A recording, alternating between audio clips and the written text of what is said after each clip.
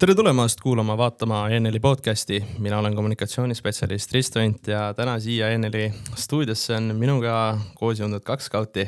Kas te tahate tutvustada ennast?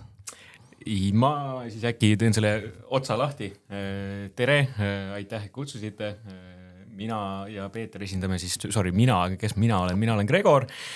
Olen Eesti Skautide Ühingu majandusjuht, ühtlasi Eesti Noorteühenduste Liidu nõukogu liige ja mis ma veel endast rääkida võin, et vabal ajal õpin õigusteadust, kui ma just noortega ei tegele ja siis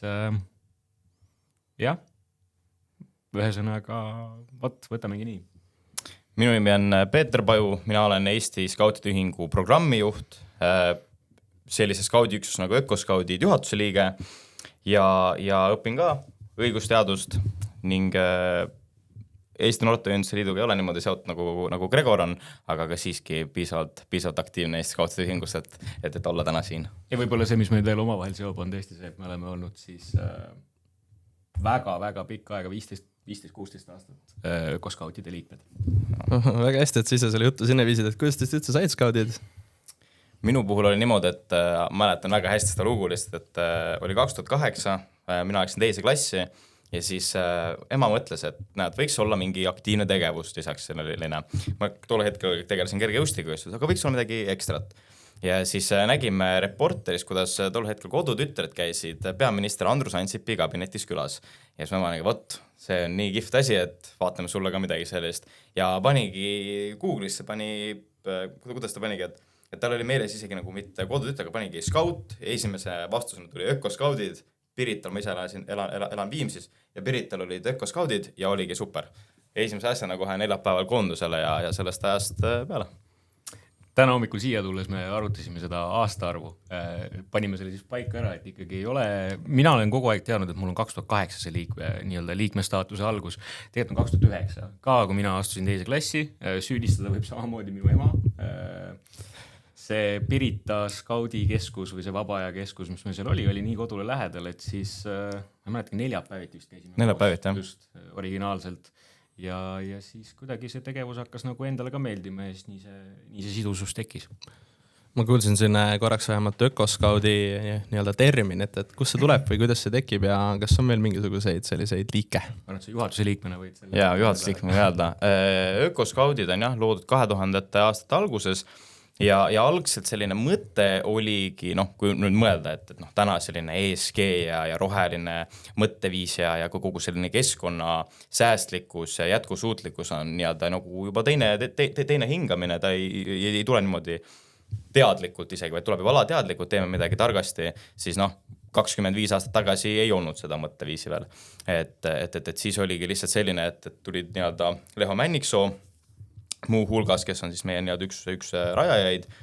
Tema tuli ja oli, aga võiks teha midagi sellist nagu jätkusuutlikult ja natukene pikka plaani ajada ja sealt tekkiski selline ökoloogiline mõtteviis võib-olla ja siis tekkiski täiesti eraldi skaudi üksus, et kui rääkida sellisest tolleaegsest Eesti Skautide Ühingu nagu ülesehitusest, siis oligi Eesti Skautide Ühing, see olid mingid malevad, vastavalt siis Rävala, Tartu Skautide, Kaidide malev Pärnus oli, Vanaharjus oli eraldi malev, siis Ökoskaudid tekkisid täiesti sinna kõrvale, sest väga raske oli liigitada neid kuhugi, sest Ökoskaudid tekkisid üle terve Eesti. Et kui muidu on üksused sellised piirkonnapõhised, siis Ökoskaudid olid üle terve Eesti, Tallinn, esialgu Tartu ja siis pärast seda on olnud veel päris mitmetes kohtades niimoodi selliseid nagu väikseid üksuseid Ökoskautide sees ja sealt areneski välja ja kuidas see nagu erineb, siis meie suures osas tegelikult tõimegi Eesti Skautide Ühingusse kogu sellise rohepoliitik või sellise rohelise ka õpetamise viisi siis, et kui tekkisid sellised ingliskeelsed materjalid, siis Ökoskaudid olid need, kes need tõlkisid, hakkasid juurutama, et kui täna on selline, et kõik teavad, kuidas näiteks mingid pakendid sorteerida, siis 10 aastat tagasi ma mäletan, et veel Eesti Skautide Ühingus paljud ei teadnud seda, aga Ökoskaudid teadsid täpselt, niimoodi, see on pakend, see on olme ja see on paber ja niimoodi. Ma arvan, mina ja Peeter võime öelda, et me nagu kohati kasvasime üles vahepeal Voose külas, kus meil siis Ökoskauti laagrikeskus oli ja seal siis tõesti need tegevused olidki selline, just see jalajälje teema, et see käis nagu väga pidevalt läbi, iga laager ja üritus oli ikkagi selline, et teeme nüüd midagi keskkonna, ma ei tea, kas siis teadmiste kogumiseks või teeme midagi ise ka ära. Ja hästi palju sellist jätkusuutlikkust, et meil on ka näiteks välja kasvanud päris selline üks vana ökoskaut, kes tegelikult isegi disainib riideid niimoodi, et ta õppis ka EKAs ja siis tema eesmärk oligi selline, et mäletan, kuidas ta tegi ka meil ühte sellist nii-öelda väikest nagu workshopi, kuidas oligi, et näed, teil on šampoonipudelid, ketšupipudelid ja siis ta nendest lõikas välja selliseid väikeseid nagu rombe või ruudukesi ja siis tegi nendest riietele sellist nagu kaunistusi põhimõtteliselt ja näevad väga ilusad välja, aga see on samamoodi selline ökoloogiline mõtteviis, et kuidas saab kasutada seda, mis meil juba on, et seda uuesti kasutada. Ma olen natuke juba detaili läinud, aga kui me üleüldiselt Eesti skautide ühingust räägime, siis kui suur teie organisatsioon on ja mis on nii-öelda peamine eesmärk? Ja jutu järgi oli nii hea. Oli. Jah, kui me nüüd lähme nagu ökodest suuremaks, siis et Eesti skautide ühing on siis üleriigiline organisatsioon või siis meie jaoks ka siis nagu kohati katus on ju, kuhu alla me kuulume ökoskautidena. Et kui liikmete arvust rääkida, siis on neid täna üle 1000, mis teeb meist siis ühe Eesti suurima noorteorganisatsiooni ja tõesti tegevust on ikkagi, kui ma nüüd ei eksi, siis praegu vist 13 maakonnas või programmijuht äkki oskab täpsustada. Jah, sisuliselt tegelikult on niimoodi, et aktiivset tegevust võib-olla päris igas ei ole, et meil on saared natukene selline poolanisti katmata veel, aga ei saaks öelda, et skaut ei oleks üle terve Eesti. Et tegelikult on olemas, võib öelda, et igas Eesti nurgas on olemas vähemalt üks skaut. Et see nagu näitab tegelikult seda katvust, aga jah, selliseid nii-öelda aktiivseid tegevusi päris veel hetkel igas maakonnas ei ole, aga suures osas kõik on kaetud ikkagi, et kuskil mingid skaudi üksused tegutsevad. Aga kui me skautide eesmärgist räägime, et kuhu poole see minna võiks või et ei tea, kuidas seda päris täpselt sõnastada, aga kui keegi liitub, siis mis võiks olla see suund või eesmärk, mis ta sealt saab? Ma arvan, et see kõige tähtsam see skautluse element on see, et esiteks me teeme seda on ju kooli kõrvale, me teeme seda niimoodi, et me võtame selle koolinoore enamasti või siis ka nüüd võib-olla üks lasteaianoori, et me anname talle võimaluse tulla mitmekesisesse keskkonda, mis on mitmerahvusline, mitmekultuuriline ja nii edasi on ju, ja ta saab seal katsetada, vahepeal nii-öelda failida, aga ta teeb seda turvalises keskkonnas ja ta niimoodi areneb. Kui sa küsid täpselt tegevusi, siis neid on jube palju, neid võimalusi on jube palju, aga see läbipoint on see, et katsetamine ja see läbi kasvamine. No me ilmselt jõuame mõnda neist ka puudutada veel tänase jooksul, aga skautluse juured lähevad väga-väga pikka aega vist juba võiks öelda, et nagu ajaloos tagasi, teie ühingu puhul on need 30 aastat, vähemalt see statistika meile mina leidsin, pea 30 aastat järgmisel aastal siis. Et kuidas te näete, kuidas see üldse ajas muutunud on, kui me just nagu teie organisatsiooni alguse võtame ja see, mis te nagu tänapäeval teete, et kui erinev see on? No siin ongi võib-olla oluline täpsustada natukene seda, et Eesti esimene skaudi üksus loodi 1912, nii-öelda see on see, kus me ütleme, et Eesti skautluse rajaja Anton Unopuu tegi esimese skaudi üksuse poiste salga põhimõtteliselt, et see on see, kus me loeme skautuse algust. Siis jah, 30 aastat tagasi, järgmise aasta 30 aastat tagasi loodi Eesti skautide ühing, mis nii-öelda koondas siis kõik sellised väikesed salgakesed üksused koondas kokku ühe katus alla, et me ajame ühtset asja, et siis on lihtsam koordineerida.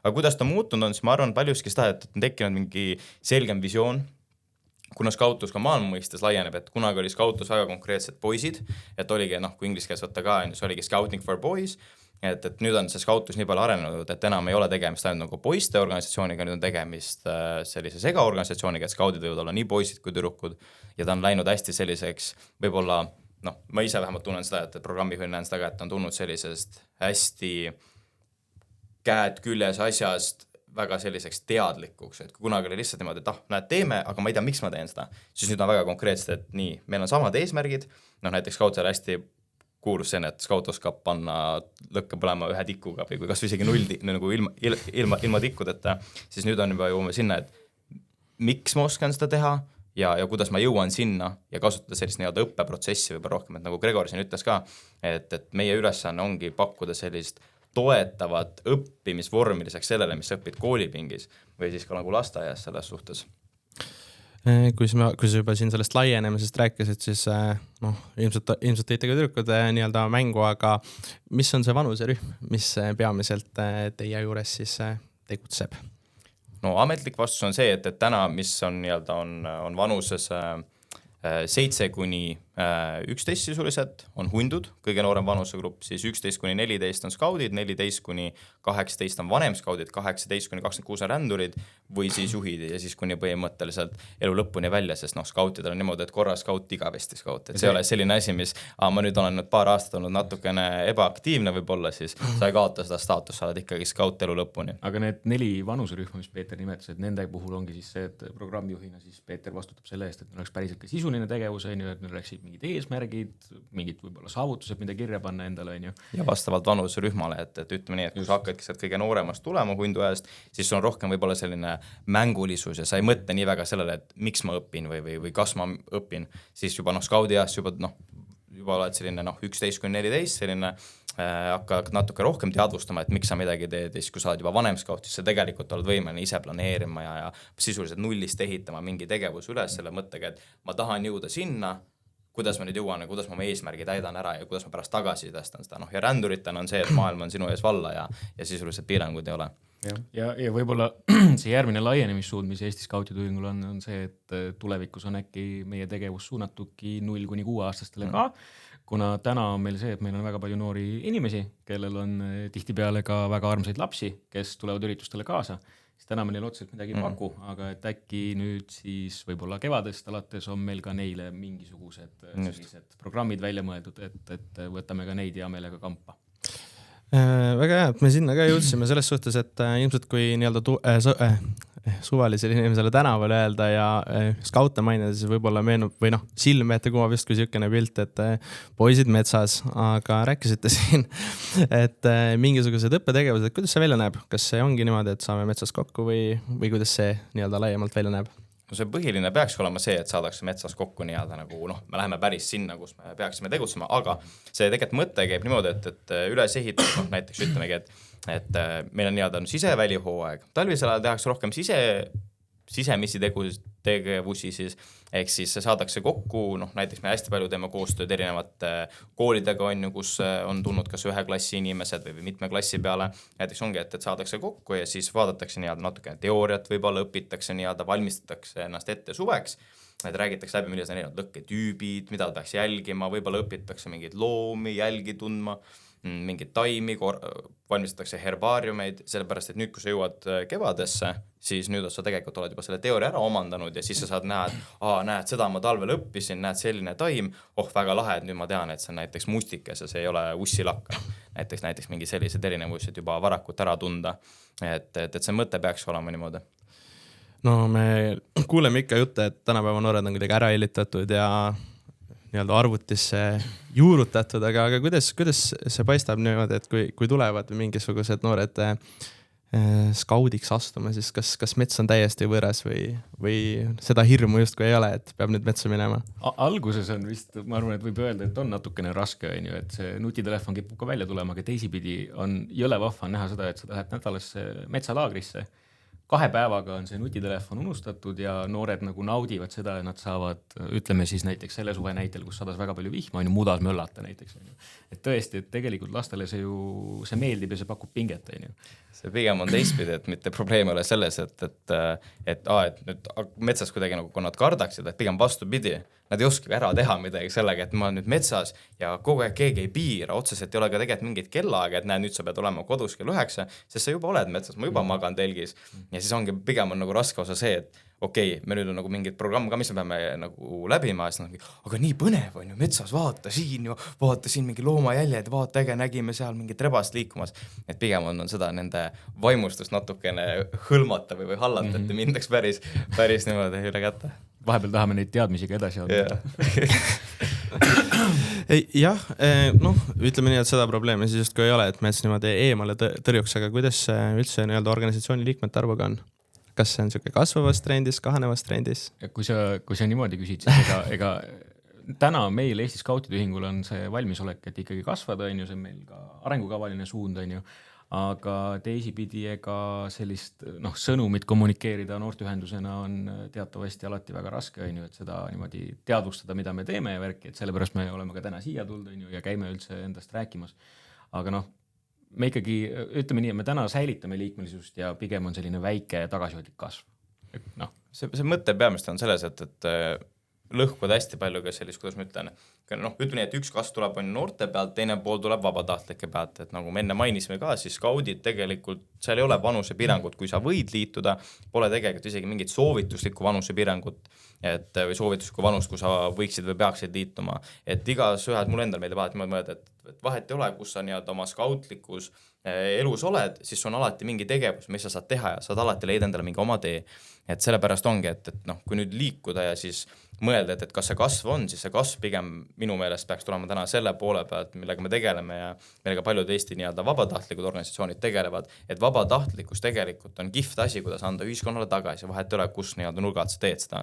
Et noh, näha on, et nii-öelda sellistes noh, Lääne-Euroopas näiteks, seal Prantsusmaa, Saksamaa ja kõik see mingi Beneluxi riigid, et nendes tegelikult see skautlus on natukene selline eksklusiivne asi, see on põnev, et kui küsitakse ka, et ei küsita mitte seda, et näiteks UK-s meie sõprusorganisatsioonid on ka niimoodi, et ei küsita, et kas sa oled skaut, et küsitakse, kus sa oled skaut, mis üksusesse sa kuulud, et see mõnes riigis on nii arusaadav, et jah, sa oledki skaut, sa tegeledki mingi vabatahtliku asjaga, aga Eestis me veel ei ole päris sinna jõudnud, et Eestis kuidagi natukene selline, kuidas ma ütlen, tegutsetakse rohkem iseendale, aga siis tegelikult saad aru, et sa võid tegutseda iseendale, aga natuke nagu laiemas pildis selles suhtes. Ja samal ajal ma arvan, me oleme Peetriga nagu head näited sellest, et see Eesti Skautide Ühing kui noorteorganisatsioon, et see ei ole tegelikult võib-olla nagu ainult selline noorteorganisatsioon, kui meie 8-aastastena on umbes liitusime, et siis me ju tegime ka kõiki neid käelisi asju ja mängisime ja tegime rumalusi ja käisime metsas, on ju.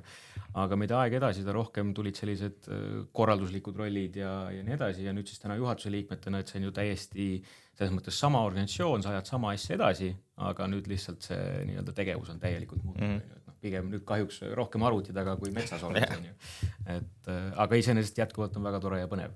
Kui me siin juba välissuhteid puudutasime, siis olen kuulnud, et teil on katusorganisatsioon ka, kes justkui skaute nii-öelda koondab enda alla siis. Et kuidas see välja näeb ja missugune see koostöö siis teie vahel on? No, lühidalt on meil on selline asi nagu World Organization of Scouting Movement, mis on siis WOSM lühidatult, ehk siis skautide maailmaorganisatsioon.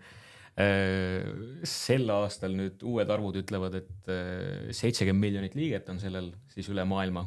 Skautlus on teatavasti siis tõesti levinud üle maailma, 216 maad riiki sellist, ühesõnaga on vist Süüria on vist üks nendest ja Põhja-Korea vist, kus skaudi liikumist ei ole. Ja Kuuba, seal on mingid sellised väikesed sellised, kus võib-olla riigikord ei toeta väga seda, aga ei ütleks ka seda, et nendes aga näiteks Hiina rahvavabariik on täiesti olemas. Hiina rahvavabariik on täitsa olemas. Ja.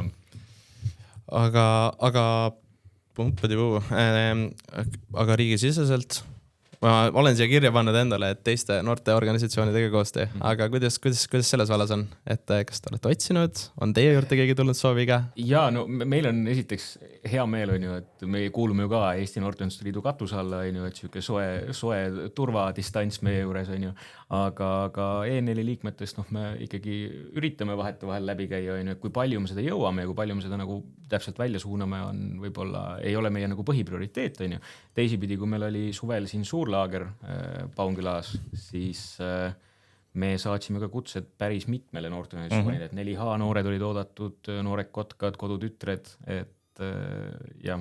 Gaidid. Selles ongi, et Eestis kui niimoodi võtta, et kes on kõige sarnasemad meile, siis ongi skautide otsene vastaja nii-öelda gaidid, ajalooliselt ka, siis on nii-öelda Kaitseliidu noorteühendused, ongi noored kotkad kodutütred ja nendega tegelikult on koostöö võrdlemisi hea. Gaidid on väga koostöö valmis alati meiega asju tegema ja noortel kotkastel ja kodutütradel lihtsalt on natukene selline väärtuste küsimus selles osas, et kui nemad ongi natukene selline Kaitseliidu teema, eks neil tuleb sellist militaarasja juurde, siis see on ka tihti selline vale arusaam, et skaudid, kas te siis käite relvadega. See on sellest, me oleme ikkagi tsiviilorganisatsioon, et see, et meil on olemas kriisivalmidus, me valmistame inimesi, aga ka õpetame inimestele, kuidas hakkama saada, siis see ei tähenda seda, et nende asjade või nende väljaõppe juures oleks siis see, et kuidas relva kokku lahti pakkida. Me relvaga ringi laagris ei jookse. Just, aga kõik muu sinna käib, et väärtust on ju kõige sellest samas, et kui peaks midagi juhtuma, siis on alati valmis abi kätte andma.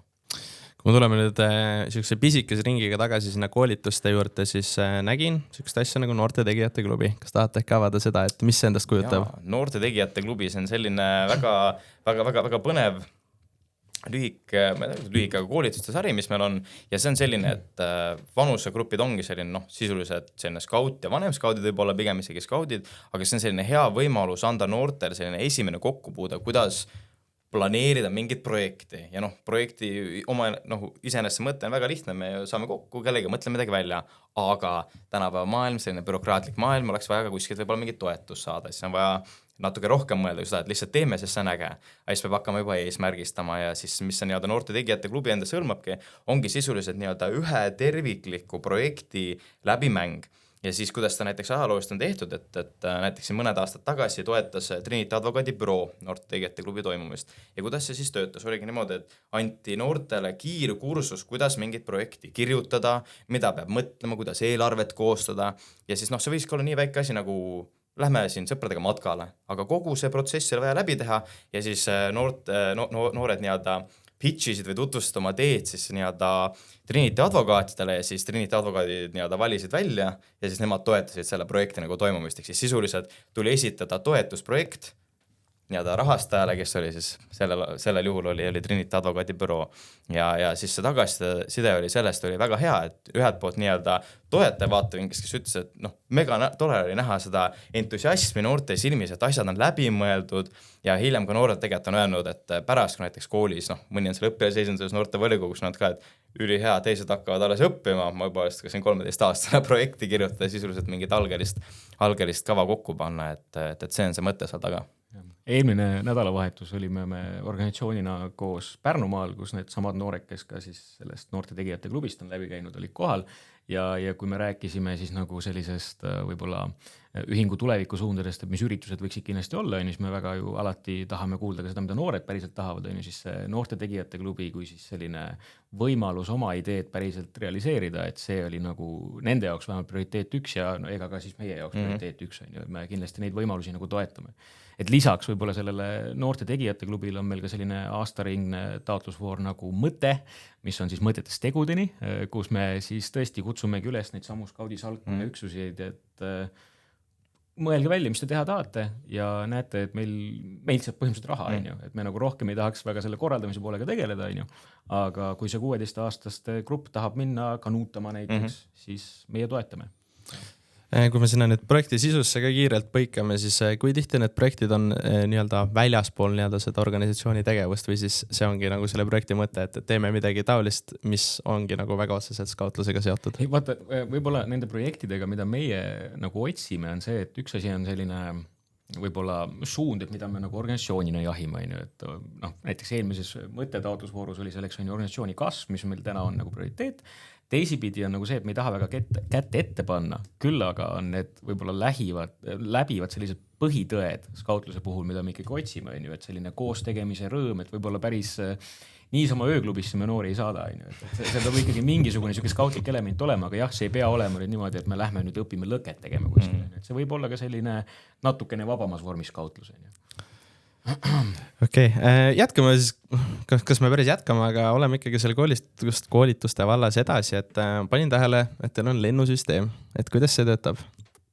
Vähemalt mina nägin kodulehel sellist asja, et järjekordne lend õpetas metsamärgi kursuse. Okei, jaa, see lennusüsteem, ma hakkasin kohe mõtlema, väga huvitatud, ei, aga jaa, selles suhtes, et metsamärgi kursus oma olemuselt tegelikult on selline, kuidas ma ütlen, ta on hästi pika ajalooga, et ta ei ole mitte ainult Eestile omapärane, vaid üle terve maailma skaudid teevad seda, et skautluse rajaja Robert Baden-Powell siis kunagi algatas selle Kilvelli saarel ja siis seal ongi välja kasvanud selline, mulle meeldib hellitavalt kutsuda skautide ülikooliks, et kui sa oled igasugu noorena mingid väiksemad koolitusi teinud, siis see on selline, kus sa saad minna tagasi juurte juurde ja kõikidele kes liituvad skautlusega tegelevad, siis kindlasti soovitan seda väga põnev on, sest nädal aega metsas ja kui muidu ongi seda vanemaks, siis sina korraldad teistele, aga see on selline, kus sulle korraldatakse, sina oled see staar seal põhiosaleja ja saad siis tegutseda. Ja mis see lend tähendab lihtsalt on seda, et ta ei toimu iga aasta, vaid toimubki mingit aastat tagant ja siis selles suhtes ongi, et öeldakse, et nüüd mingi lend lõpetas, aga põhimõtteliselt on mõni selline kursus või koolitus toimub iga aasta, et siis on natukene keeruline vaadata seda lendu, aga lihtsalt metsamärk on jah selline omamoodi ja väga eriline, et see on võib-olla mitte nii laialt tuntud, sest hästi mitmed kardavad seda natukene, aukartus on selline, aga selles suhtes on ta jah, väga erilisel kohal meil skautidel, et seal kaasnevad omad sümbolid, et mul on siin kaalas ka on selline ajaloolist, et nii-öelda kutsutakse kontideks, täna on sellised puidust, aga kunagi olid elevandiluus kondides selline kaelarätt ka, kaelarätti hoida tähendab. Ja siis kolmanda sümbolina on meil kaelarätt, mida mul täna ei ole, et aga muidu on ka selline suur kaelarätt uhke. Aga milline on siis skautide selline aasta suursündmus? Ma arvan, et kui sellest aastast rääkida, siis võib-olla tuleks kindlasti ära mainida see Paunkilas toimunud suurlaager, kus meil oli koos peaaegu 500 noort, nädal aega kestvas nii-öelda metsalaagris. Tavaliselt me teeme seda oma skaudikeskuses Tagametsas, aga sel aastal on see nii-öelda renoveeringute all ja siis tuli meile appi Paunküla heaolukeskus, kes meid siis võõrustas. Et natukene vähem metsa, aga see-eest oli ikkagi nagu väga tore kogemus. Ma ei tea, suuremates sündmustes. Sisuliselt ongi, et iga 4 aastaga toimub see suurlaager ja see ei ole ainult Eesti oma, et seal olid ka skaudid USA-st, Läti, Leedu, isegi Iisrael oli esindatud, et selles suhtes, et just need suurlaagrid on sellised iga 4 aastaga toimuvad, siis Eesti suursündmused, mis meil veel toimuvad, iga aastad on see jüripäevalaager, mis tähestab meie jaoks sellist välihooja algust, et nüüd on põhimõtteliselt siis see piir ongi, et on seal aprilli lõpupoole ja et siis saabki, et nüüd toimub see esimene kokkusaamine, kõik tulevad tubastest tegevustest välja ja siis hakkavad toimetama rohkem väljas. See on siis tavaliselt selline, ütleme, et siis koolimaja laager, kus me lähemegi linnalaager, no ma ei taha linnalaager, aga toimub nagu linnas kuskil koolimajas, et see on ka meile tegelikult natukene selline, et me nüüd tuleme välja, aga samas näitame inimestel ka, et jüripäeval käib kokku alati selline rongkäik alguses ja suur paraad siis ka lõpus ja see on toimunud üle terve Eesti, et küll on olnud Tallinn, Viljandi, Pärnu, Narva, Tartu, et peaaegu just ongi igas suuremas linnas on see korra läbi käinud. Sel aastal oli Tartus. Jah, sel aastal oli Tartus.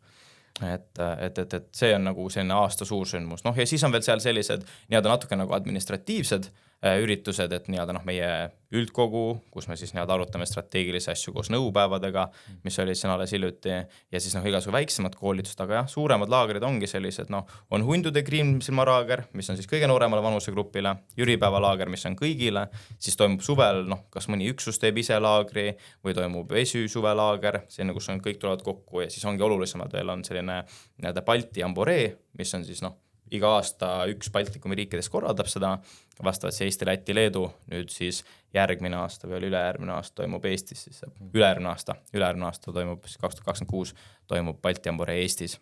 Ja kui võib-olla nende ürituste puhul on meie ikkagi selleks sihtrühmaks meie oma liikmeskond või siis ka välismaa külalised, siis tegelikult on ka neid üritusi, kus siis Eesti Skautide Ühing just prioritiseerib sellist väliskuvandi loomist, ma arvan, et minu ja Peetri puhul, kes me oleme siis olnud ühe nendest korraldusmeeskonnas juba pikemat aega, on siis kõige ägedam nendest on kindlasti Erna matk, kus ma tean, et Risto, sina ise ka osalesid sel aastal, et see on siis selline matkamäng, kus kõige raskemal rajal, et see on 3 raskusastmes, kõige raskem rada kestab siis 36 tundi ja saad ennast proovile panna siis Eesti nii-öelda päris metsas matkates. Ekstreemmatkal põhimõtteliselt. Risto, ma ei tea, kuidas oma kogemusega rahule jäid, aga ei, mul oli vahva, andis küll tunda päris pikalt peale matka lõppu, aga üldiselt oli vahva, päriselt. Ei olnud välja pressimine. Pilguta 2 korda. Aga tulles nüüd organisatsiooni juures teie enda juurde tagasi, siis mis te tunnete, et mis on see, ma ei tea, kas üks asi, mille just skautlus teile endale andnud on?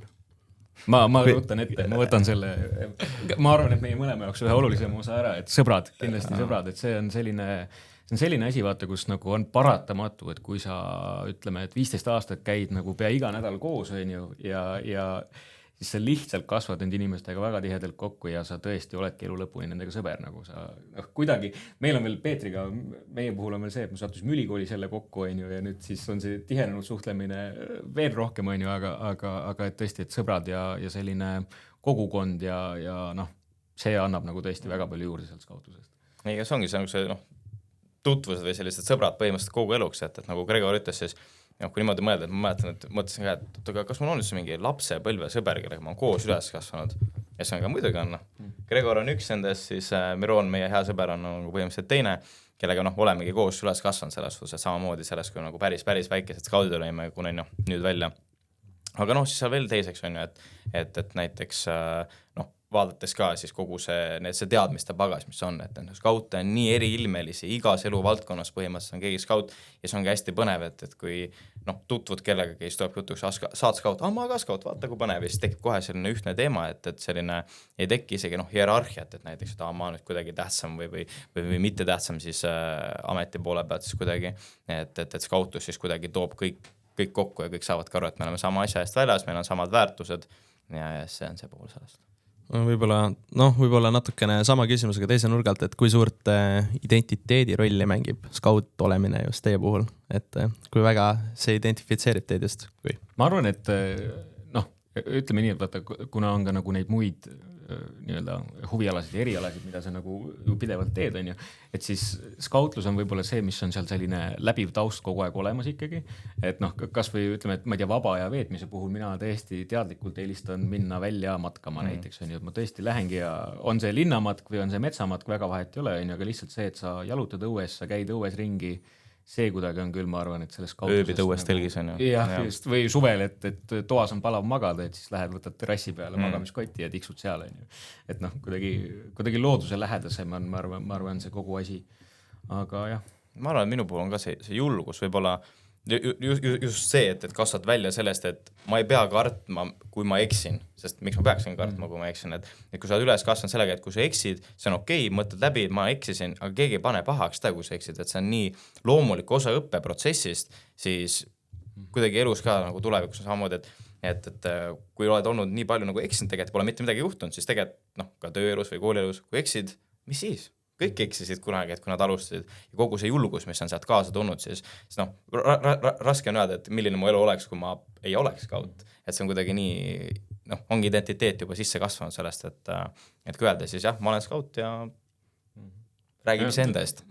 Ma arvan, et hästi äge on ka see, et vaata, see selline aktsepteerimine ja see on nagu hästi skautluse oluline osa, et tõesti, kui inimene tõesti teeb vea, siis sa ei hakka teda mõnitama ega kiusama, vaid sa nagu toetad ja üritad koos edasi minna. See on nagu ilmselge, et me kõik teeme vigu, aga kuidagi ma arvan, et see mõttelaad on pigem see, et nagu ära parasta, vaid nagu tule kampa ja teeme koos. Mul on tegelikult veel siin lausa täitsa mitu küsimust, aga kuulsin, et olete siin teisest klassist saati mõlemad skautlusega tegelenud, et kindlasti selle jooksul vähemalt ühe siukse värvikama loode ikka suudate meenutada. Et kas tahaksid jagada midagi? Ja, me just mõtlesime, et millist lugu rääkida, sest ikka, kui ikka 15 aastat on olnud, siis tuli hakata natuke mõtlema, okei, seda ei saa rääkida, aga saame rääkida üht lugu küll. 2016 aastal toimus ökoskautidel ja siis Briti Nottinghami skaudid vist oli, et meie sõprus nii-öelda skaudiüksus ja toimus aegviiduslaager. Ja selle laagri üks osa oli pidanud olema kanuumatk ja siis kanuutamas lihtsalt niisama. Selline normaalne kanuumatk, et see ei ole nagu Erna ei olnud seal plaanis, vaid pigem selline, et sa oled väsinud ja värki küll, aga sa saad seda ikkagi, ütleme, et iga skaut saab tehtud. Nii. Ja siis pidimegi katsetama minema ja siis öeldigi, et okei, kes tahab minna, et Peeter Gregor, te minge. Et me paneme teid siin maha ja siis see laagri juht oligi, et paneme teid siin maha ja siis minge põhimõtteliselt terve laske ja siis tegelikult ei öeldud ka, et kui pikk see on, lihtsalt öeldi, et minge sõitke ja siis vaadake ja siis läksime vette, kõik asjad olid meil niimoodi kanuu peal on ju ja siis sõidame mööda jõge ja siis ongi, et mingi tamm on, ei ole hull, aga mingi ümbert siis mingi, aga kas ei ole planeeritud siis ja ma isegi ei teadnud, et on selge, tulime välja, tegime ja siis vahepeal, meie käisime seal kevadisel ajal, kui oli juba selline, et vahepeal jäime põhja peale kinni ja siis õõtsutad kaas, et lähme edasi. Saime puid tee pealt ära koristada ja lõpuks siis, kui me jõudsime nii-öelda, lõpuks me nagu, põhimõtteliselt oli ühe ööbimisega oli isegi see kanuumatk ja jõuame siis ööbimispaika ja see laagri juht pidi ära minema ja siis ütles, et ja, me jätan teil, leppisin kokku ja jätta palun vesi, toit meile. Ja, kõik on. Ja siis me jõuame laagri paika ja siis me nagu, me toidu leidsime, kas sa veega jätsid? Ai, see jäi küll tegemata, ma päris hea. Veekanku jäi vist autosse või midagi. Terve päev on nagu raskelt sõutud ja siis nüüd vett ka pole okei. Ja siis me mõtlesime ka, et mis me siis teeme, okei, jõgi on kõrval, on ju, no vesi vahepeal mingites kohtades seisab, aga siis ongi, võtsime vett, natuke filtreerisime seda, keitsime vee läbi ja siis oligi selline hästi suur pettumus, kui sa tead, et tuleb midagi head, siis lõpuks oli ka, et me ootasime sellist korralikku toitu ja siis meil jäeti selline üks makaronide purk, põhimõtteliselt ka pada jäeti, et aga tehke siis valmis, meil ei ole ju mitte midagi, aga näed, kuskilt leidsime kuuri alt, leidsime mingi vana panni, põhimõtteliselt seal peal tegime, näed, ikka veel elame selles suhtes, et öö sai üle elatud ja edasi ka, on ju. Siis läksimegi järgmine päev ja lõpuks ma arvan, et oligi, et kui meie seda sõitsime äkki mingi 16 tundi kokku, 17-18 tundi kokku, et 2 päeva peale, siis lõpuks me jõudsime laagrisse, ei, see tuleb nii kihvt kanuumatk, ülipikk ja keerukas ja siis lõpuks ei, see oli liiga pikk ja tehti mingi 3-tunnine väike trip. Ja, et see, mida meie tegime, et seda õnneks või kahjuks ei kogenud mitte keegi teine, aga jah, meil oli väga vahva. Et see on värvitav, siis mõtled, et mis see on, aga kahekesti paadis, ainult linnud laulavad kuskil. Ühtegi teist inimest ei näinud ja siis sõuad niimoodi mööda jõge, et see ei ole päris Võhandu, kus sa ikka päris sügavad on, vaid vahepeal ongi sõidadki põhja peale ja siis oled seal, mis me siis nüüd teeme. Kanuu selga ja astudki välja, siis on jalad märjad ja siis palvetad, et ei läheks ümber, sest kotid on nagu kanuus, et kui me ümber lähme, siis me öösel ei maga. No me hakkame siia lõpule lähenema, aga meie üritame siin traditsioone tekitada ja nimelt traditsioon näeb ette seda, et kunagi ühel hetkel tuleb siia uus noorteorganisatsioon ehk siis meie külaline. Aga te saate neilt ühe küsimuse küsida. Muidugi nali on natukene selles, et ei tea, kes nad on, nii et vaatame, kui universaalse küsimuse te välja olete suut mõelda. No vaata, me põrgatasime neid ideid päris palju, on ju, ja sellist universaalset asja on ju nagu keeruline küsida, et muidugi nagu kõigil noorteühendustel on nagu need läbivad teemad ja asjad, on ju, et siis me natuke nagu selle suuna alt ka üritasime läheneda sellele asjale, et ma Peetri sul päris hea sõnastus sellele küsimusele, ma nüüd panen seda amki natuke. Mõtlesime, et ei taha küsida ka kas-küsimust, kas-küsimus on jah või, et väga lihtne, aga mõtlesime, et kuidas saaks olla Eestis parem noor? See on selline väga hea küsimus. Ja mis võib-olla ka sellest nagu puudu on? Et alguses oli jah mõte, et küsime niimoodi konkreetselt, aga siis küsime natuke laiemalt, et kuidas saaks olla parem. Et skautil on ka selline, et olen homme parem, kui olin täna, siis küsime ka, et kuidas saaks olla homme parem noor, kui olla täna. Edastan kindlasti selle küsimuse ühel hetkel kellegile, aga kui keegi nüüd selle episoodi siin lõpuni ära vaadanud ja mõelnud, et see skautlus on täpselt see, mis minu elust puud on olnud, siis kuidas teid leida, kellele kirjutada? Selles mõttes, et meil on olemas koduleht scout.ee, saate kindlasti sealt ennast kurssi viia, aga üldjoontes, ma ei teagi, Peeter, meil on ka paar programmilist üritust, kus tõesti me tegelikult vaatamegi seda, et oleksid täiskasvanu vabatahtlikud, kes meiega liituda. Selles suhtes, et jah, kõige nagu lihtsam ongi see, et on scout.ee, kus on siis kogu info kirjas, kui tekib mingi spetsiifiline küsimus, on info@scout.ee, kus kui tekib mingi küsimus, saab sellele vastuse.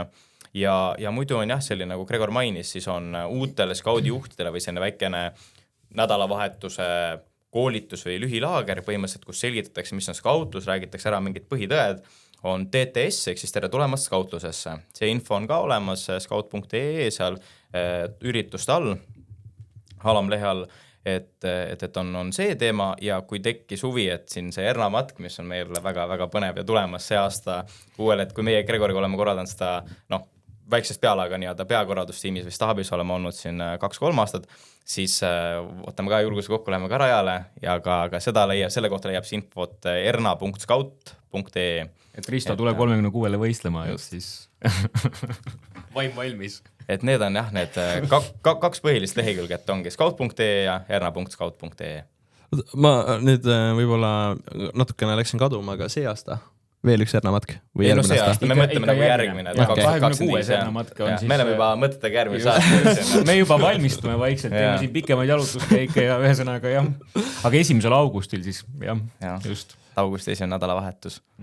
Ma pakun teile veel kiirelt vaba mikrofoni, siuke minutikene, kui soovite.